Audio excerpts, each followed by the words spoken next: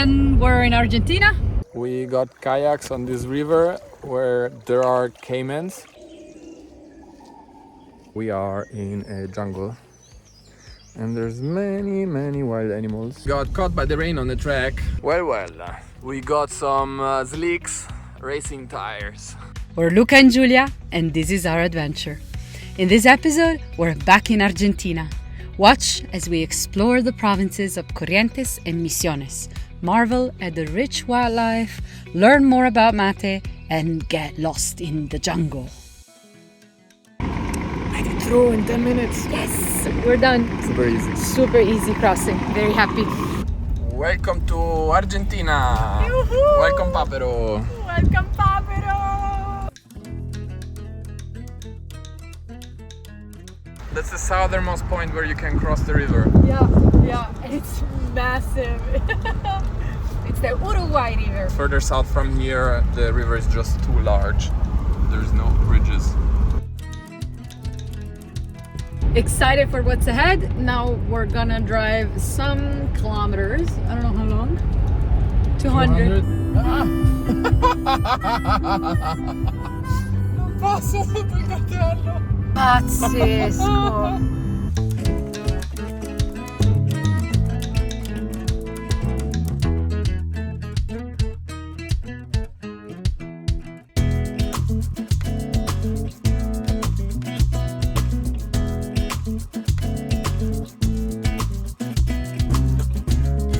Camp spot for the night.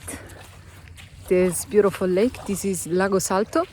It's at the border between Argentina and Uruguay, further north compared to where we crossed. It's extremely peaceful. There's nobody around. It's very beautiful. It's a bit overcast, but you can see pieces of blue sky. Amazing. I feel very lucky right now. And what are you doing? Firewood. You having fun? Yeah, but I've never, I think it's eucalyptus, and I've never had a piece in my hands before. I never cut one.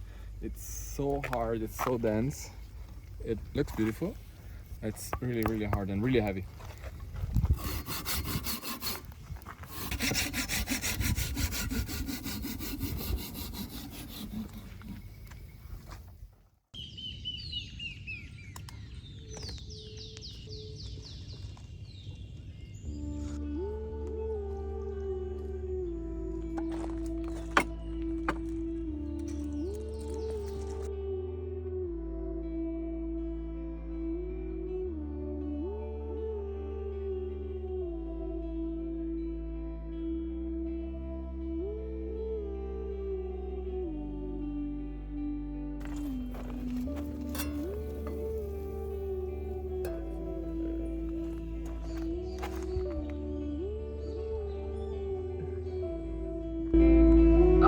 The perfect breakfast, coffee and media luna and book.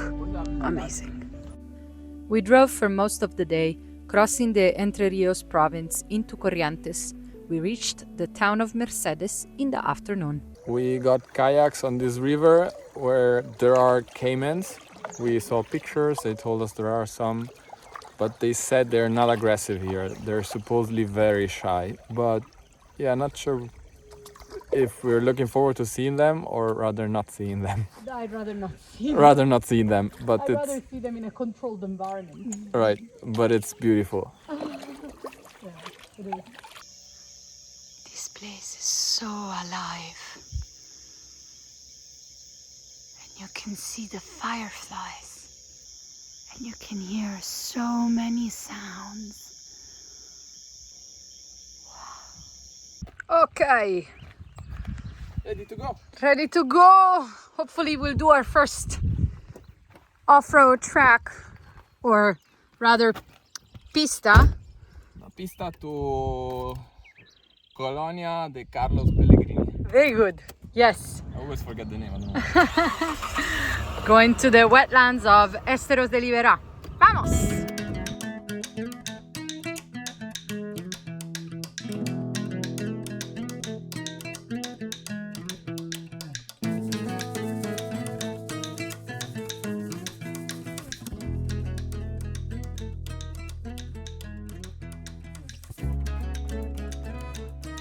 end of the pavement.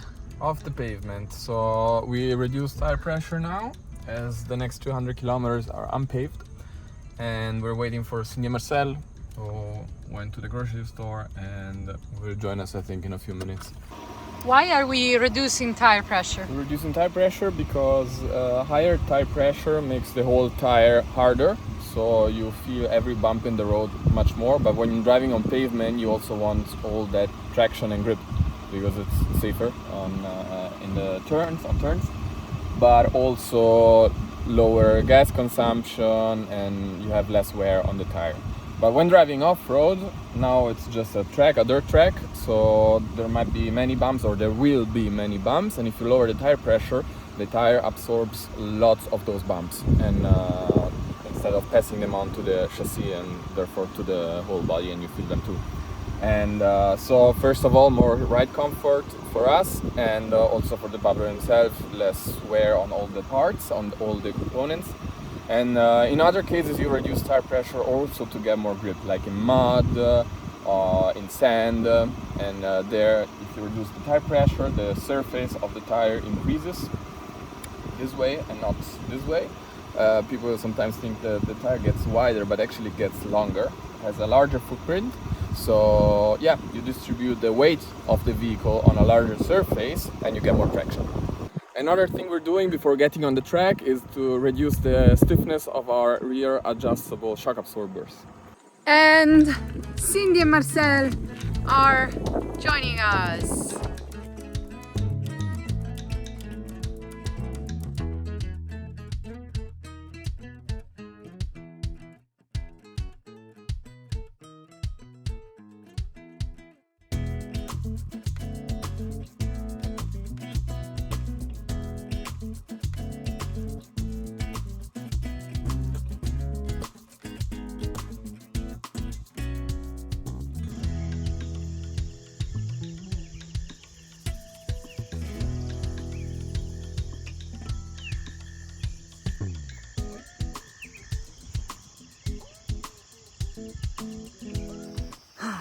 Finally hiking. We are in a jungle, and there's many wild animals and some dangerous ones. Apart from venomous snakes and spiders, there's apparently also pumas and monkeys, which are not dangerous, but you have to keep your eyes open.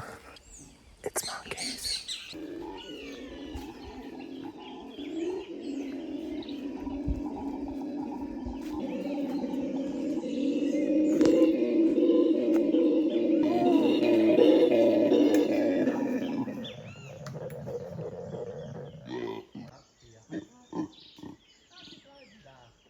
Da ist ein kleiner auch dabei.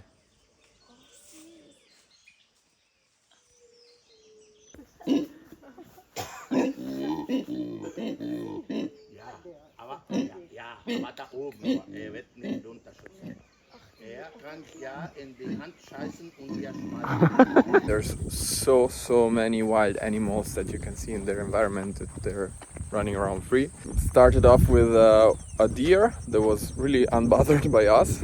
Then of course the usual capybaras that you see everywhere. There's so many big, small ones. Then we've seen monkeys, screaming monkeys, and they're actually the loudest animal in the world.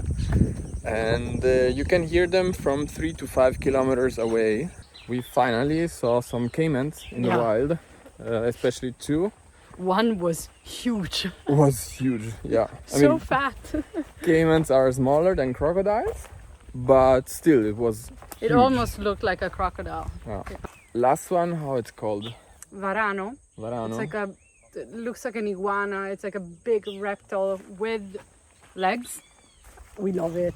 We're so happy to have been able to see this. Feeling very grateful. You still have to be careful because there's also many dangerous animals. We saw a tarantula yesterday. Last night we had a tarantula running around between our cars. Yeah. We have these huge toads too, the kukuru, Oh yeah. which is the word for toad in Guarani. There was we saw a massive one yesterday, and we even saw him eat a fly, a huge fly obviously. Everything is big here. And we are on the Lancia.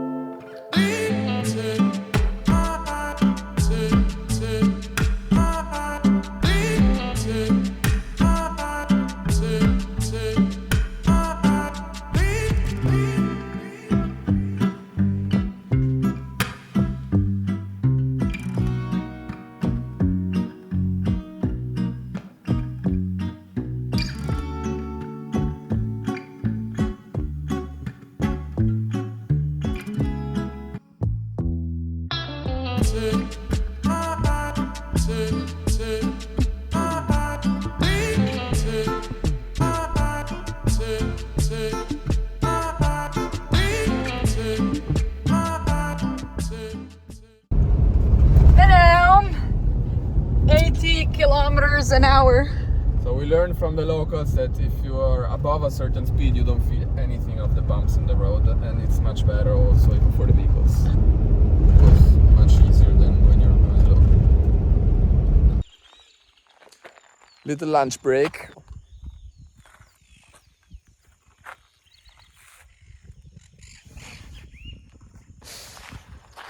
You can tell how fun these tracks are by how dirty the Papero is.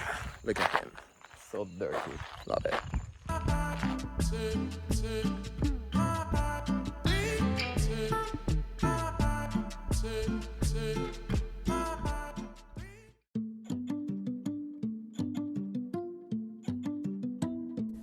The next day, we visited Establecimiento Las Marias, a 100-year-old yerba mate plantation in Corrientes on the road to Misiones. They offer a super cool free guided tour in which they explain the methods of cultivation and production of the yerba, walk you through the processing plants, and make you taste this very special drink. Afterwards, they lead you around the plantation in your own car, and you can listen to the guide through radio. Very cool. Did you know that there are mate tasters? A bit like wine sommelier, they try hundreds of mates a day to make sure that the blend tastes as it should. We wonder how they sleep, as mate contains mateina, which is similar to caffeine, but it's actually a diuretic drink. It also improves digestion and is high in antioxidants, boosting the immune system. After this visit, we were sold. At the end of the tour, everyone received a little package for their way home so that they can drink their mate on the way home. And they gave us 5 packages because they said our way home is very, very long, which it will be, so we get more. We are now driving north towards finally the Iguazu Falls, which are at the border to Paraguay and Brazil. And the weather is changing a bit, so it will probably rain, which will be interesting because we want to drive some more tracks where people that recommended them told us we have to ask if they're open, because when it rains sometimes they shut them down, but we'll see. So several locals already told us with our vehicles we don't have issues on wet tracks, but sometimes we're just not allowed to drive them, so we'll see. Hello! Luca has already converted to mate. He's already become Argentinian, driving and drinking mate. Now we're driving in the Misiones province. We just left the village of El Soberbio, just on the banks of the Uruguay River. You could see Brazil from the other side. Nature is incredible around here. It's so green and lush. You can tell it rains a lot. It was raining up to a few minutes ago. It was actually, we had a thunderstorm, and now it's not raining anymore. We will drive into the jungle today, into the Yaboti biosphere. We're really curious about it. We're loving it so far. It's been really really, really cool. Welcome to the jungle.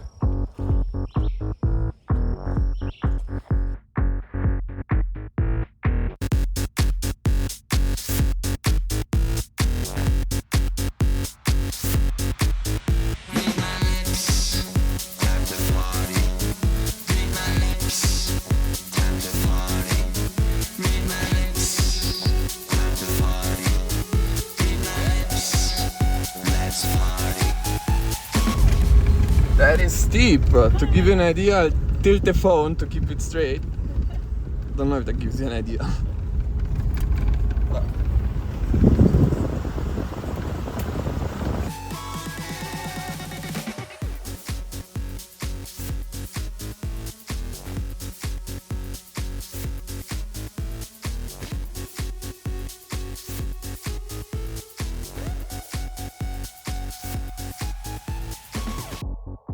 Oh, and maybe you notice, as usual, it's Giulia driving the fun off-road part.